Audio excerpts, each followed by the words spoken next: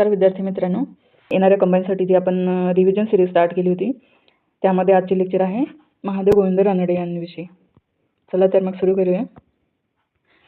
यांचा जन्म झाला आहे 18 जानेवारी 1842 रोजी. जन्मस्थळ आहे निफाड. जन्मस्थळ लक्षात ठेवणे हे इम्पॉर्टंट आहे, कारण यावर वारंवार क्वेश्चन विचारते आयोग.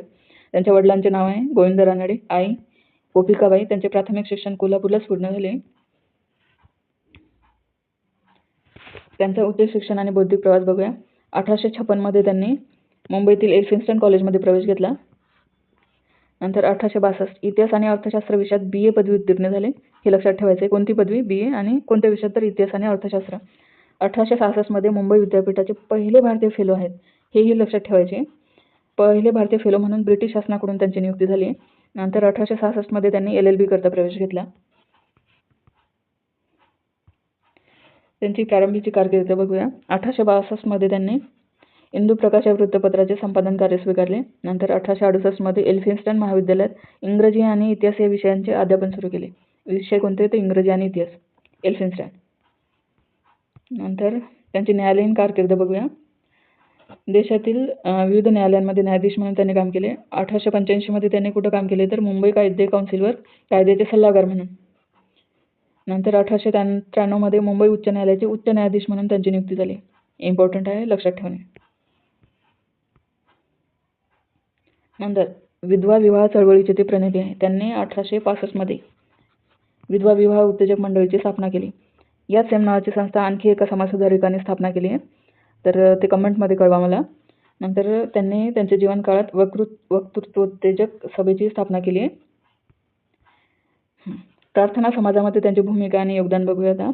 31 मार्च 1876 रोजी मुंबई येथे प्रार्थना समाजाची स्थापना झाली. ठीक आहे. सहसंस्थापक कोण आहे? तर आत्माराम पांडुरंग आणि डॉक्टर राघव भांडारकर.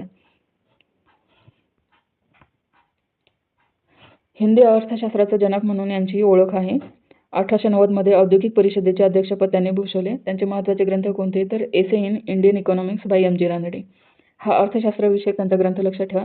हिंदी अर्थशास्त्राचे जनक आहेत, भारतीय अर्थशास्त्राचे जनक, हेही लक्षात ठेवा. नंतर सार्वजनिक संस्थांची स्थापना. 1879 मध्ये पुणेमध्ये त्यांनी सार्वजनिक सभेची स्थापना करण्यात महत्त्वाची भूमिका बजावली. पुण्यामध्ये नेटिव्ह जनरल लायब्ररीची त्यांनी स्थापना केली. पुणे येथे वसंत व्याख्यानमालेचे त्यांनी आयोजन केले. 11 मे 1878 मध्ये त्यांनी पुणे येथील हिराबागमध्ये देशातील पहिल्या साहित्य संमेलनाचे आयोजन केले होते.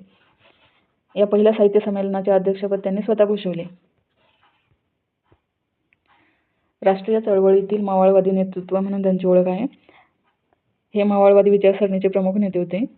नंतर 1885 मध्ये राष्ट्रीय सभेच्या स्थापनेमध्ये त्यांनी महत्त्वाची भूमिका बजावली. त्यांनी 1885 मध्ये सामाजिक परिषदेचे अध्यक्षपदही भूषवले. नंतर भारतीय सामाजिक परिषद या महत्त्वपूर्ण संस्थेची त्यांनी स्थापना केलेली आहे. आता त्यांची ग्रंथसंपदा बघूया. ग्रंथसंपदेमध्ये the rise of Maratha power याच्यावर प्रश्न आलेला आहे, तर हे लक्षात ठेवणे. म्हणजे मराठी सत्तेचा वृद्धय हे त्यांचा महत्त्वपूर्ण ग्रंथ आहे. ठीक आहे. नंतर एसे इन इंडियन इकॉनॉमिक्स अर्थशास्त्र विषयावरील हा त्यांचा ग्रंथ. इंदू प्रकाश या वृत्तपत्राचे ते संपादक म्हणूनही त्यांनी काम केले, हे लक्षात ठेवणे. त्यांचा मृत्यू कधी झाला आहे? तर 1909 मध्ये. त्यांची ओळख काय? तर हिंदी अर्थशास्त्राचे जनक म्हणून आज आपण त्यांना ओळखतो. ते मावळवादी विचारवंत आणि नेते होते.